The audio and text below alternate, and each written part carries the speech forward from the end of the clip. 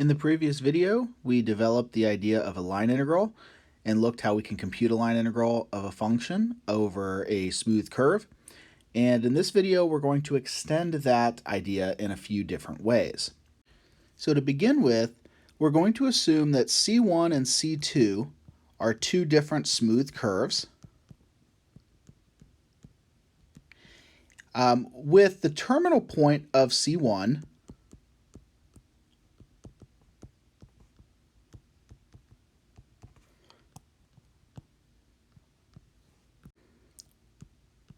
coinciding with the initial point of C2.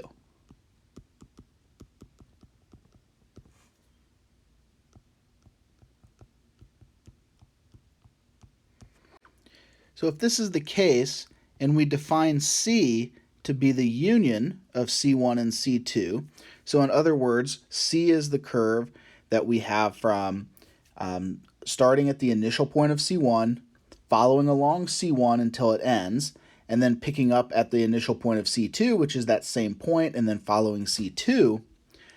If this is the case, if C1 and C2 are smooth curves, this is called a piecewise smooth curve, meaning it's not necessarily smooth. It might not be smooth at that terminal point of C1 when we kind of flip from curve 1 to curve 2, but otherwise it is smooth. And one nice property of line integrals is that a line integral over this union of piecewise smooth curves of our function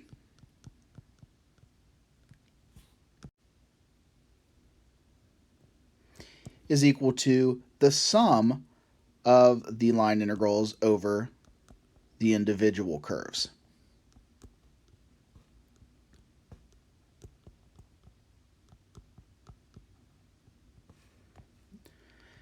Right, so this property is actually analogous to something you know from single variable calculus.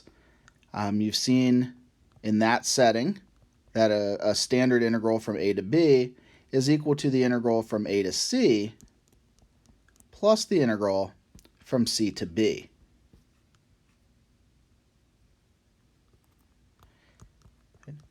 So this is this property that we're talking about here is the direct analog of this property of single variable functions that I'm sure you've used many times in the past. Now this line, this property here can be generalized in a couple different ways. The first is I have it written here for a function of two variables and a curve C, C1, C2, curves that are in the plane. This can just as well be written for a function of three variables, f of x, y, z, and curves C, C1, and C2 that are in 3 space. That's just a notational change. This can also be extended to more than two curves. So if a curve C was formed by taking 5 smooth curves where each one ends at where the next one begins, then we could line all of these curves up to form one curve C, and then it would be the sum of those 5 line integrals over the 5 individual smooth curves. And so this property can be used a lot when we have curves that are not smooth by themselves, but are otherwise just have a few points where the smoothness fails. So for example, let's compute the integral over curve C of 2x ds. And for C is going to be the arc of the parabola y equal x squared from the point 0, 0 to the point 1, 1,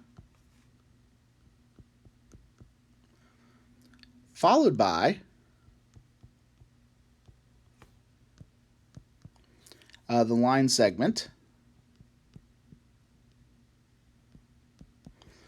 from 1, 1 to 1, 2.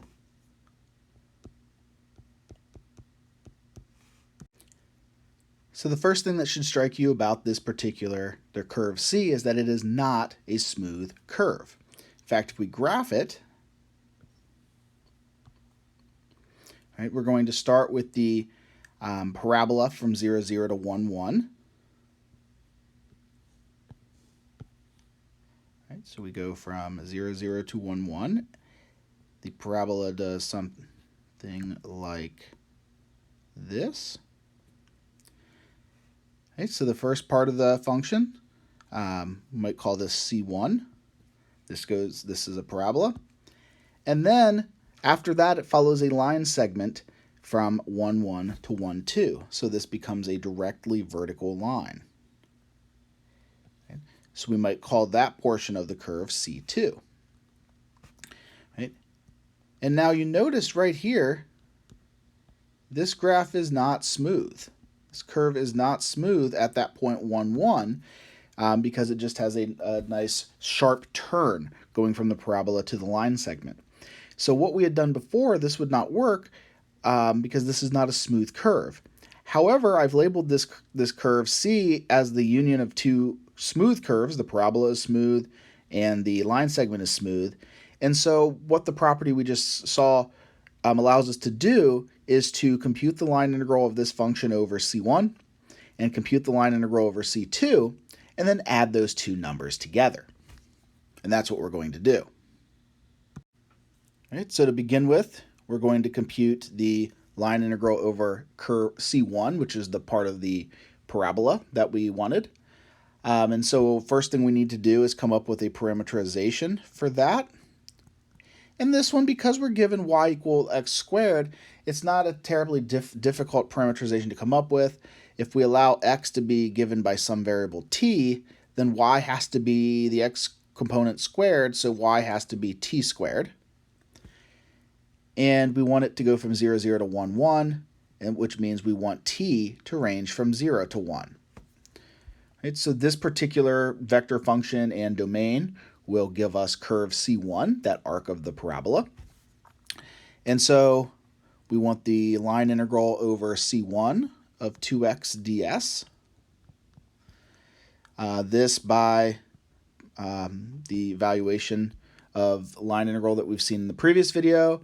We're going to have 0 to 1 of 2 times x, in this case x is t, so 2 times t, times the derivative, or the square root rather, of the sum of the derivative squared. So the derivative of t is 1, so we have 1 squared. The derivative of t squared is 2t, so we'll square 2t dt. All right, and so this is 0 to 1 of 2t integral 1 plus 4t squared dt. Just simplify that up a little bit. Right? And now, in order to do this, we want to make a quick u substitution. So u is going to be 1 plus 4t squared. Du will then be 8t dt. Right? So when we substitute in 8t dt, I'm going to end up with a constant factor of 1/4. Integral 0 to integral of 0 to 1 of u to the 1/2, right? Square root of u du. Notice that the 0 and 1 are actually limits in t. I'm going to convert back to t. Although if you wanted to, if you are someone who likes to convert the limits to the variable u, the new limits would be 1 and 5. But this is, so we have 1/4.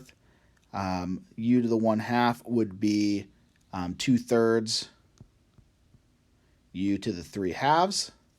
And so u is this number. So 1 plus 4t squared to the 3/2. And that'll go from 0 to 1.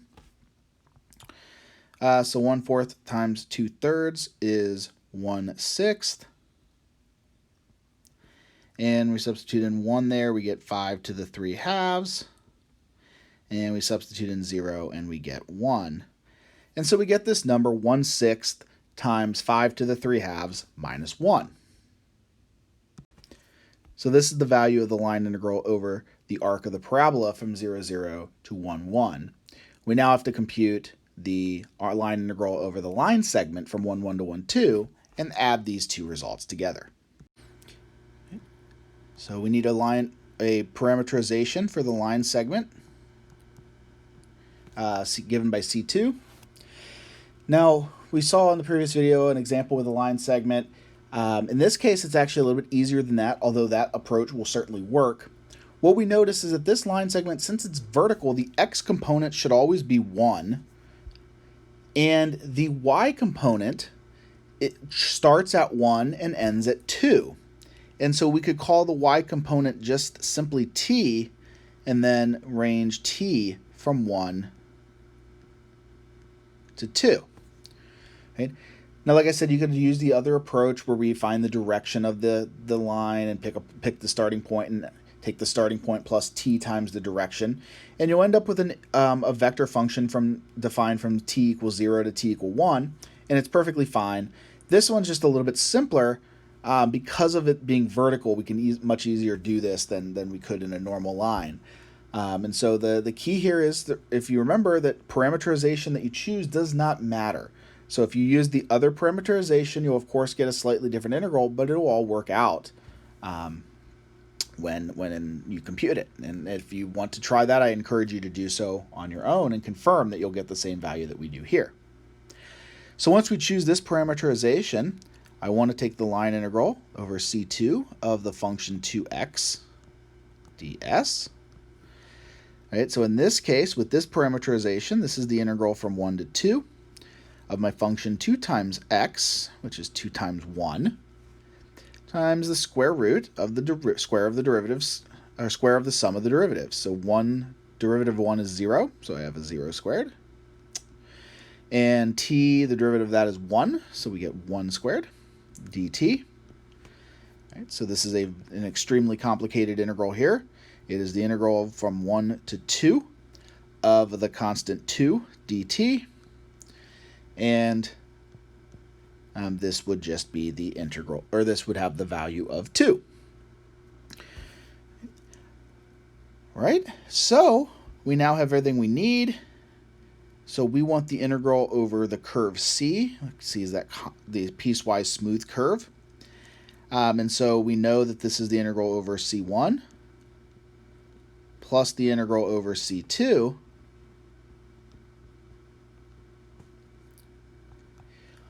which is 1/6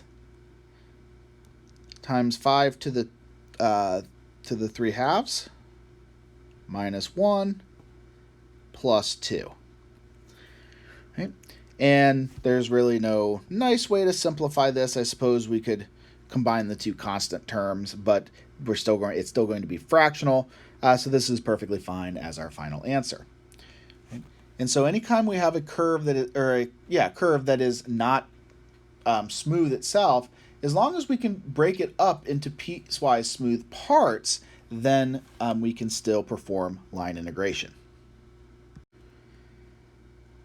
So if we would go back and look carefully at our derivation of the line integral at the very beginning, we could make a small modification that produces a slightly different line integral. So if we would go back, if we wanted to, we can replace the dsi, the length of the curve on each of those subintervals that were defined in the derivation process. We could replace that with either dxi or dyi.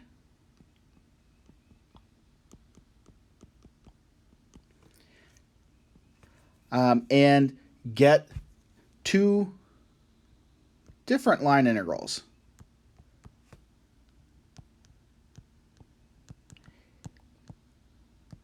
Okay.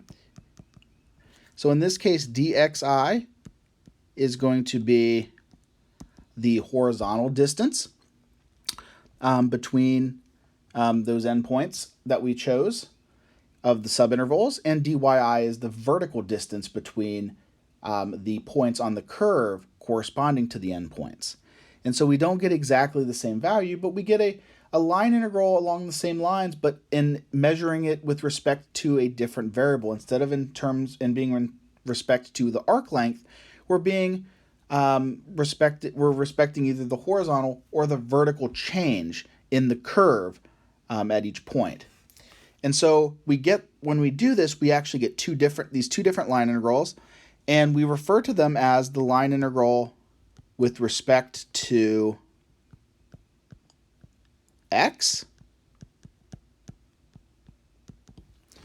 Right, so this is denoted as the line integral over c of our function f of xy. And then instead of ds, we write dx. And the evaluation for this, where again we're using the same notation as we have before, we're going to have the integral from a to b of f of r of t. R of t is the vector function that gives the curve.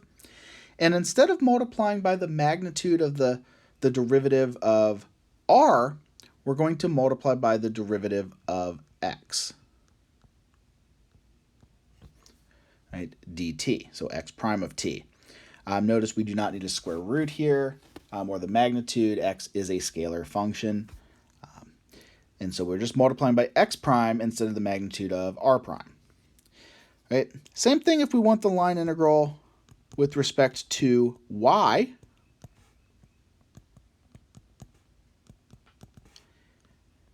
Notationally, we write it with a dy. And when we go to evaluate it, we multiply the function by y prime of t. Right, so we have these two different line integrals, and they are both important in various contexts of in engineering.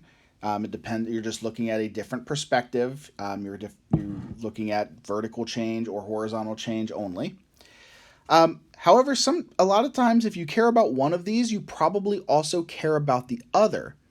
And so a lot of times we actually take these two integrals together. And so we might want the integral over c of a function pxy dx. We might have another function, say q, that's integrated over the same curve c with respect to y. So this is a quantity that is often considered.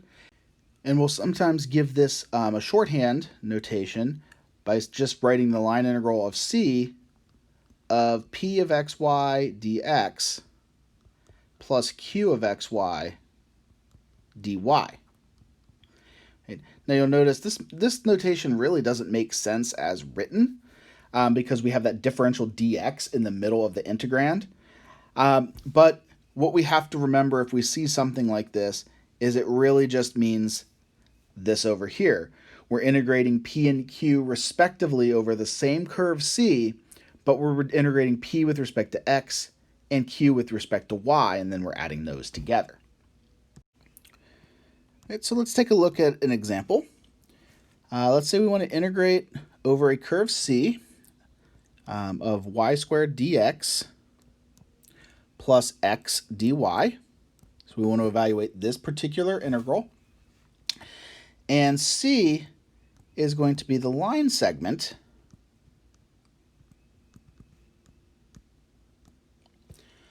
from the point -5, -3 to the point 0, 2. So as with all line integral problems, the first thing we need to do is find a parametrization of curve c. And so if I find the direction of this line, right, we know the x-coordinate is going to go from, it's going to be 0 minus -5, which is positive 5, and 2 minus -3, which is positive 5. So this vector will go in the direction of 5, 5. And so our curve, r of t, is given by our initial point, which is -5, -3. We're starting there. Plus t times our direction vector, t times 5, 5. And so we have the vector function -5 plus 5t, comma, -3 plus 5t. And as we've seen before, when we approach a line segment in this way, the t will always range from 0 to 1. All right, when we get t equals 0, we get the point -5, 3. And when we take t to be 1, we have to add 1 or 5 to each of those components, and we get 0 and 2. And so this is our curve C. So now to compute this line integral, we just substitute in everything that we have. Okay. So we know we want the integral from 0 to 1. That's our domain of our vector function. We have y squared. So we know y is -3 plus 5t, or 5t minus 3. So we have y squared. Dx, x is the -5 plus 5t, so dx is equal to 5, the derivative of x with respect to t, plus x, which is 5t minus 5,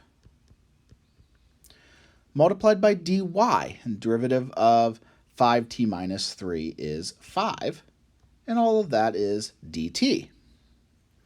Right, so we have to compute this integral here. And again, if we notice, this is just a standard Calc 1 integral at this point.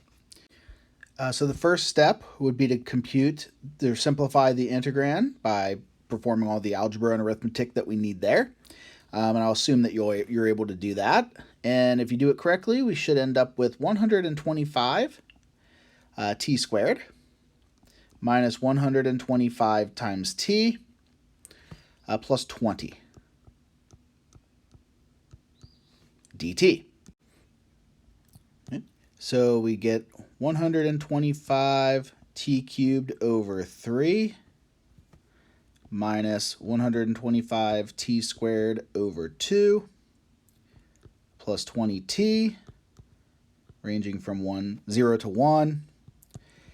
And so we get 125 thirds minus 125 halves plus 20, and all of that, of course, minus 0. And we evaluate at t equals 0, we get 0 for everything. And I believe when you add and subtract all these together, you get -5/6. Right, so this is the value of this particular line integral.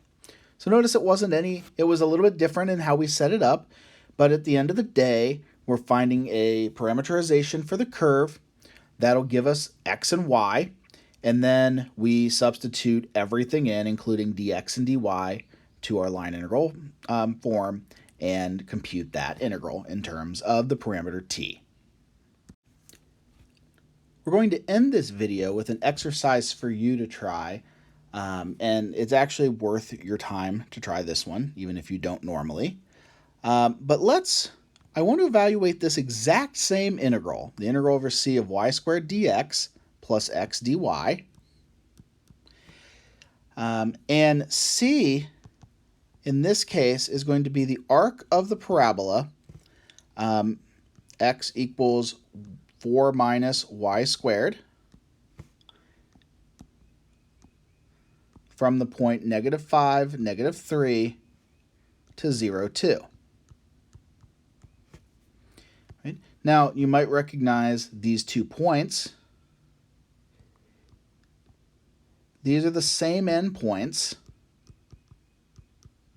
from the previous video, or from the previous example.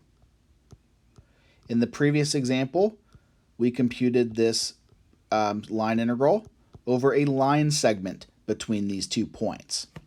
So in this problem, we have the exact same line integral over a curve between the same 2 points, this -5, -3, and 0, 2. It's the starting point and the end point of our curve. We're just going from the starting point to the ending point in a different route. So if you want to go ahead and pause the video and try this one on your own, feel free to do so. In a few seconds, I'm going to give you the curve. I'll give you a parameterization for this curve if you want to double check it to make sure that you have that correct, and then I'll give you the final answer. So just like the previous parabola that we looked at a couple examples ago, probably the easiest way to parameterize this particular curve is by starting with the y coordinate and letting the y coordinate be some parameter t. And once we know y is equal to t, then we know x is equal to 4 minus t squared.